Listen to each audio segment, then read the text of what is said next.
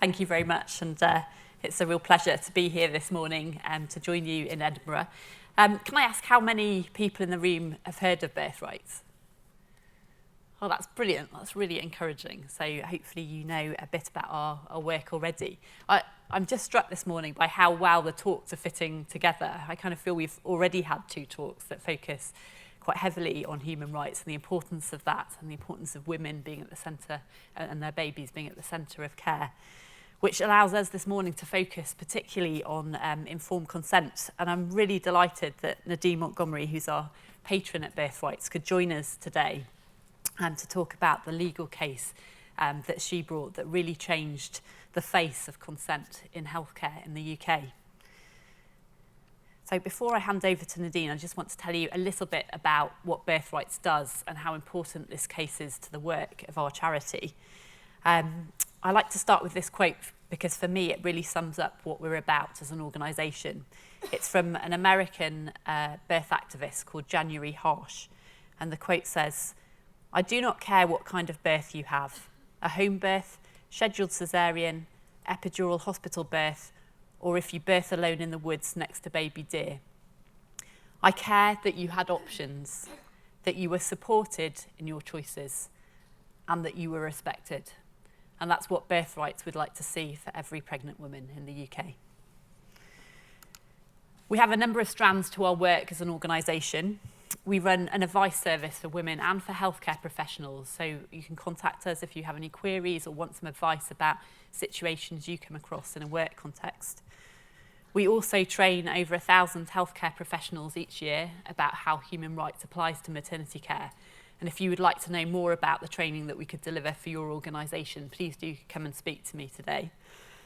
And the final strand of our work is about campaigning for change.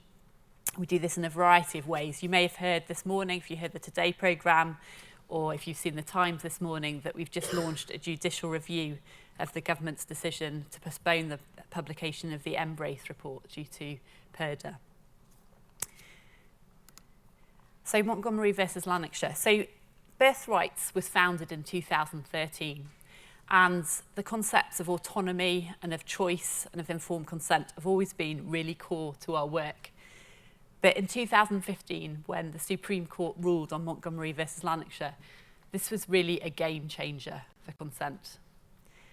So prior to this case, the test of valid consent was judged by other medical professionals. So if a doctor could find other doctors that would back up their version of the consent conversation that was had, then the court would feel that that was satisfactory. But in this case, the court ruled that it shouldn't be about medical professionals deciding what was appropriate to tell a patient or a woman in maternity care. It was for that individual, and that individual should be supported to make an informed choice that was right for them.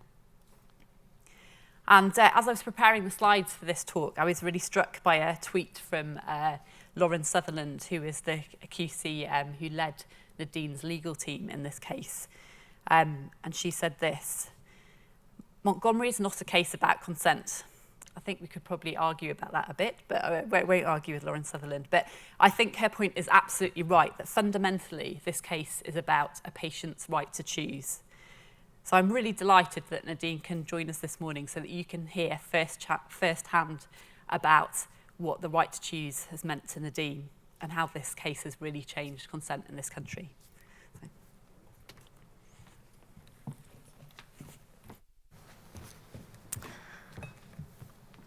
Thank you very much for having me. First of all, thank you, Maria. And can I just say, first of all, I'm not a midwife. I'm not medical in any way, so please forgive me if I get some terminology wrong. I'm here today just as a patient to tell you a story about what happened in my case and to go over informed consent. So my journey in wishing to bring about improvements in informed consent began 20 years ago now, when my son was born with cerebral palsy following a very traumatic delivery. And I always want to mention this was never about blame. It was never about a particular doctor getting in trouble or a particular midwife. This was me wanting to understand what had happened to me, why it happened to me, and to really make sure with every fibre of my being that this never happened again to another woman or indeed another patient. I think that there are times in life where you really have to stand up for what you believe in. And for me, this was one of the times, you know, even if you're standing alone. But thankfully, I didn't stand alone. I had the support of my family, who were all medical. My father was a hospital consultant. My mother was a GP, and my sister was a junior doctor then in anaesthetics. And that helped me find some answers to what had happened to me. So the background to the story is that I was diagnosed with type 1 diabetes when I was at school, a schoolgirl. So I had grown up with insulin injections, and in those days it wasn't quite as fancy as it is now. There was no fancy insulin pumps, or now I have a scanner on my arm and it Bluetooths my blood sugar to my phone every like 5 minutes. Then it was finger pricking, and then waiting a minute, then testing your blood, then waiting another minute and wiping it off, and then you matched the colour chart. And I'm just sort of emphasising that to show you, to explain that it was quite a difficult pregnancy in terms of managing the diabetes. It was a lot of hard work. There was a lot of, like, you know, hormones go on, stress, all the other things that affect your blood sugar control, plus obviously growing a baby. So it was hard in terms of that. So when I was 24, married, I attended something called a joint diabetic obstetric clinic, which back then was quite a novel concept. I think it's probably quite common now, I'm not sure. And I had the support of my diabetes consultant and all the diabetes specialist nurses that I'd had since I was growing up. So I felt really, really comfortable and relaxed, and I was really happy. And at this clinic that I attended, I would see both a consultant obstetrician, I would see the consultant diabetologist, registrars, midwives, diabetes nurse specialists. It was absolutely fantastic. I could not have had better antenatal care in that respect. So as the pregnancy continued, I became aware that they were monitoring, in particular, the size of the baby and looking at estimated fetal weight. And from about the second trimester onwards, I attended fortnightly serial ultrasounds. And I would be given the ultrasound report, and I would take that up to the consultant upstairs, and they would plot a graph. And I could see that towards the end of approaching the end of the last trimester, my baby was actually on the 95th centile. And he was continuing to grow large and gain weight rapidly, despite meticulous blood sugar controls. And this worried me a great deal.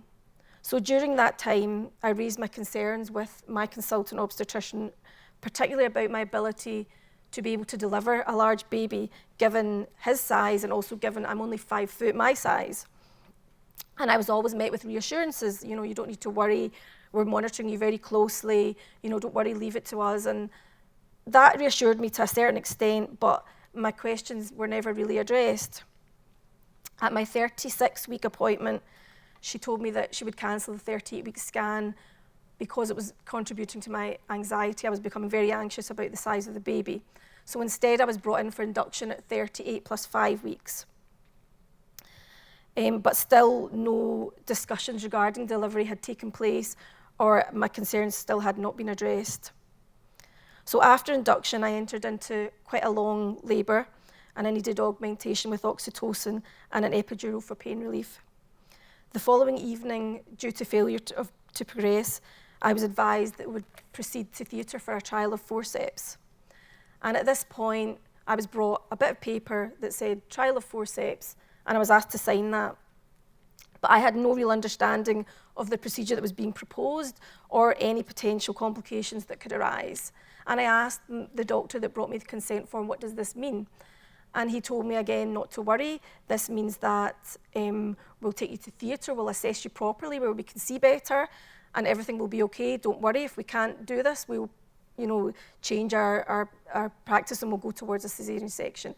And I felt quite happy with that. I felt that they knew what they were talking about. They were advising me in a particular way, so that this was great. So in theatre, my epidural was topped up, and they attempted to deliver Sam by Keelan's rotational forceps. And I was unaware of the complications unfolding, but I was aware of a lot of pulling and a lot of force and what seemed to be a very long period of time.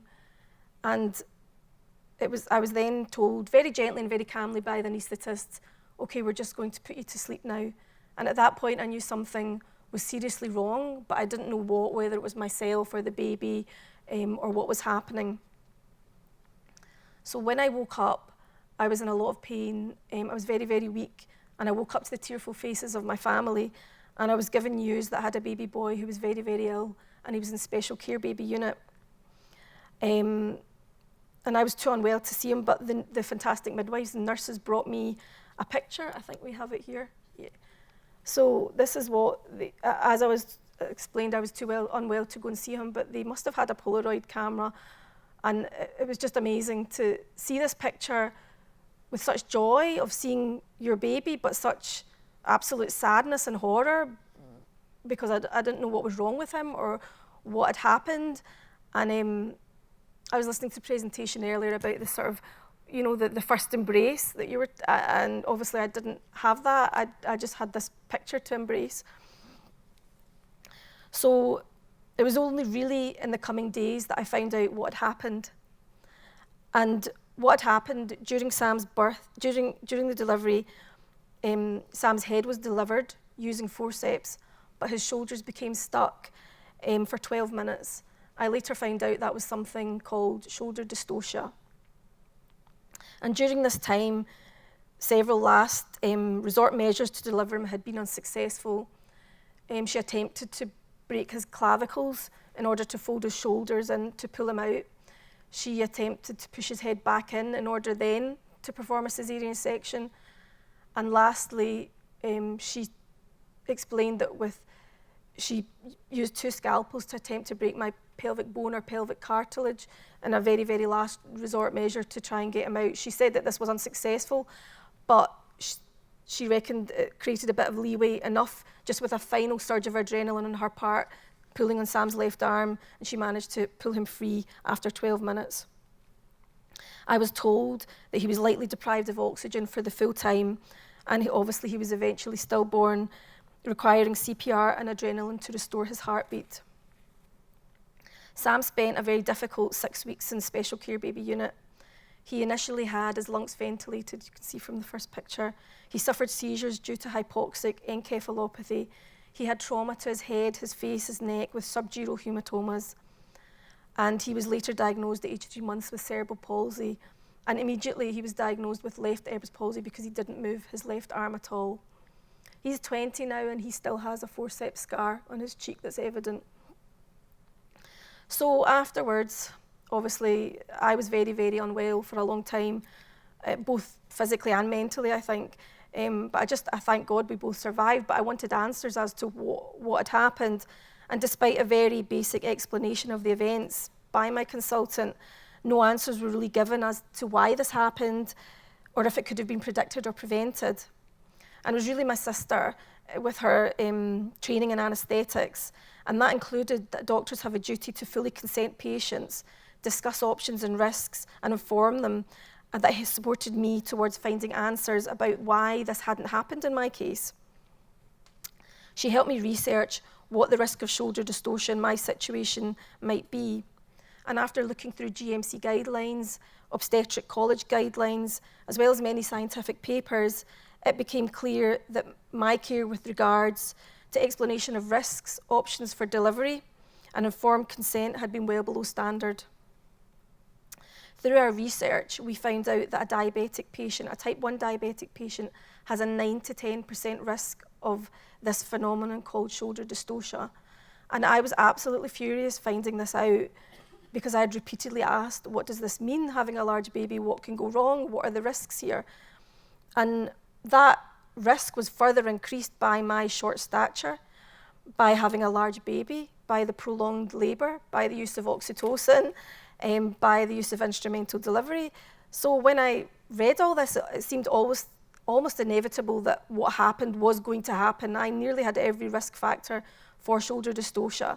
And I was upset that this hadn't been discussed with me, despite me asking. I felt that I had not been given the information that I was entitled to, nor been allowed to be a partner in the decision-making process with regards to my care and the delivery of my child. It just did not seem right to me that decisions were made for me, but without me. And, you know, the way I think about it is I live with the consequences of a decision that was made for me. And this is 20 years on now, and we're both still living. Sam has cerebral palsy, and I obviously am affected by what happened too. So we composed a complaint letter, and we asked, amongst other things, why I hadn't been informed of the risks to me, nor options for delivery, including caesarean section. And I don't know if anyone's ever written a complaint letter to the Trust, but we were met with a standard reply of, we've conducted our own investigation and we're satisfied adequate care was given and we're sorry for your sad outcome. I always think it's a bit like marking your own exam paper when the trusts do this. But it upset me greatly because it appeared that no one cared or even recognised that there was a deficiency in my care. And my concern was that if people didn't recognise that, then no positive changes would be made. And if no positive changes were going to be made, then it surely followed that this would happen again. So it became my goal to make sure that this never happened to another patient again, and that the right discussions should be taking place regarding options and risks between doctors and patients making their decisions together. So Sam, growing up, needed a lot of input. He was diagnosed, as I say, with age 3 months with a dyskinetic type of cerebral palsy. He required physio, OT, speech therapy, hydrotherapy, and he also required additional physiotherapy for the left Erb's palsy. I thankfully had an amazing support system. My mother was a GP who retired and helped me look after him. I'd never even held a baby before, let alone a baby with cerebral palsy. And I remember being really shocked at the diagnosis of, what do you mean cerebral palsy? Like, that's a disability, isn't it? And how would I look after a, I've never even held a baby, and this happens to a mum that knows how to do this. I don't know how to do this, but I just had to get on with it and learn. And he attended a special nursery where they taught him conductive education, how to, basics like put your socks on and how to do all these things. And so my life was affected too. I had to give up work. I had so many difficulties growing up socially and obviously physically. But now he's 20 years old. He's at university. He's like just an absolute miracle. I know every mum says, oh, my kid's wonderful. But really, my kid is wonderful because he's taught me so much about determination and, not just achieving your goals, smashing them. Who thought that he would be studying software engineering at university when they told me when he was born, he wouldn't walk or talk. He does everything. His speech is quite slow, but he holds on to you until he's finished telling you what he wants to tell you. And, and then he's fine. So he adapts, and we all adapt, and I'm very proud of what he's overcome, but I'm really sad because it was so preventable and it didn't need to happen.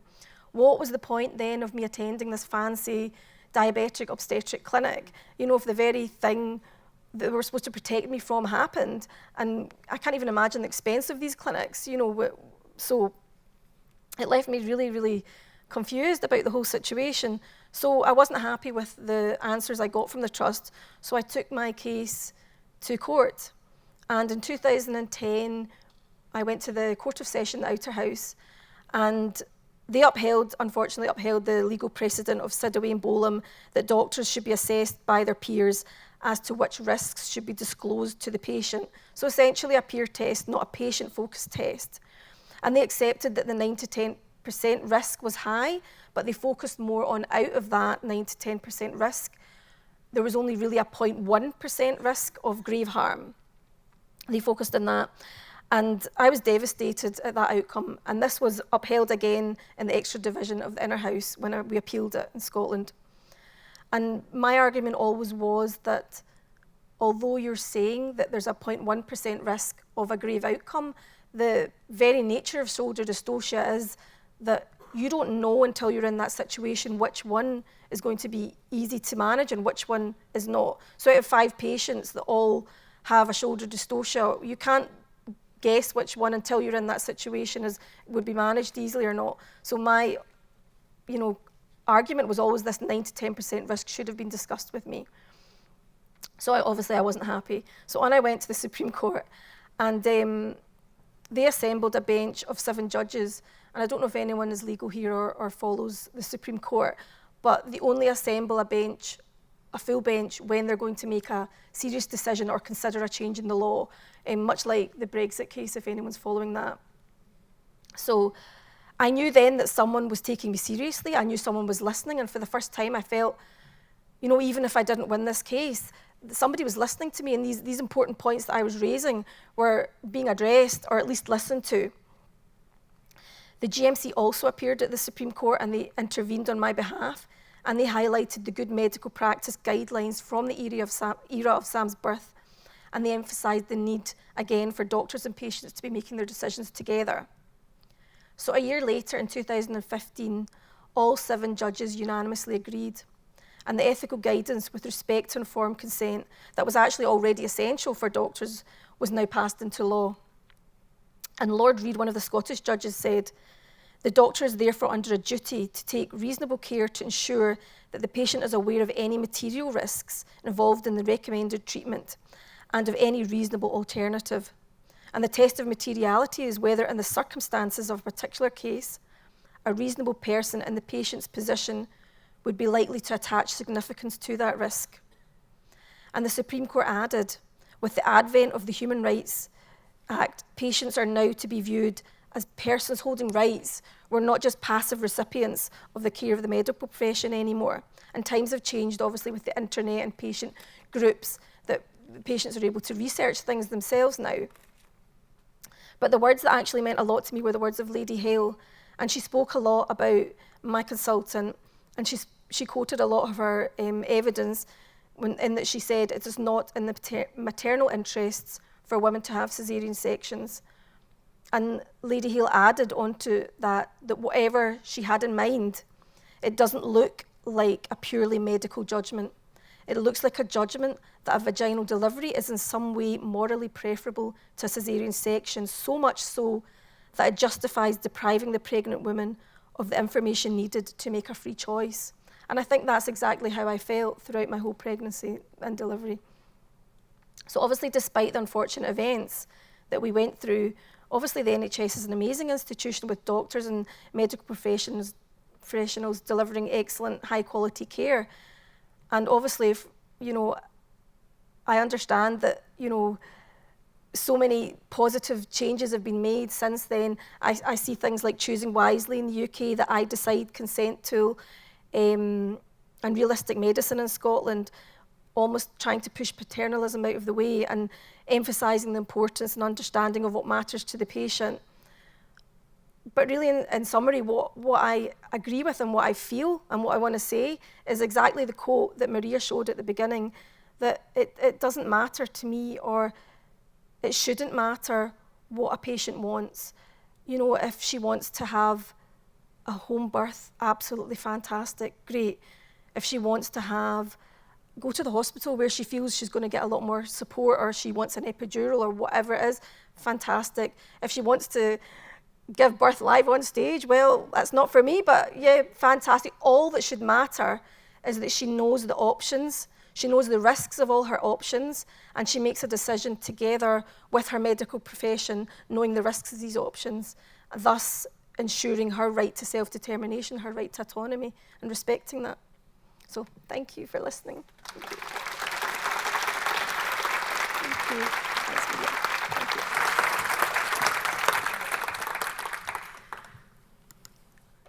So thank you, Nadine, for sharing your incredible story. It's always amazing to hear it firsthand. Thank you. Just wanted to flag that at 12 o'clock there is a seminar in here about how to have an informed choice conversation in practice. So do come along to that if you're interested in hearing more. Otherwise, thank you very much and look forward to hearing more later.